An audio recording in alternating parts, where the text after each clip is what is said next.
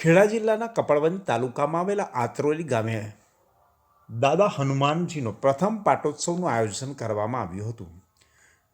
આત્રોલી ગામે આવેલા ચમત્કારી હનુમાન દાદાના મંદિર ખાતે પ્રાણ પ્રતિષ્ઠા મહોત્સવ ઉજવાયો હતો. ચમત્કારી હનુમાન દાદાનું મંદિર કપડવંજ તાલુકાના આત્રોલી ગામે તળાવની પાસે આવેલ અને નર્મદાની મુખ્ય કેનાલની પાસે આવેલ હોય જે જગ્યા પર પ્રથમ પાટોત્સવનું આયોજન કરવામાં આવ્યું હતું.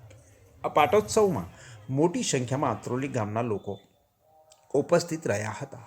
ઉપરાંત આ પાટોત્સવ પ્રસંગે રાજકીય, ધાર્મિક અને આર્થિક નેતાઓ, સહાયતા કરતા દાતાઓ પણ ઉપસ્થિત રહ્યા હતા અને મોટી સંખ્યામાં પાટોત્સવ પ્રસંગમાં ઉપસ્થિત રહી મહાપ્રસાદનું પણ આયોજન કરાયું હોય, જે મહાપ્રસાદ પણ મેળવીને લોકોએ ચમત્કારિક હનુમાન દાદાના દર્શન કરી અને ધન્યતા અનુભવતા જોવા મળી રહ્યા છે.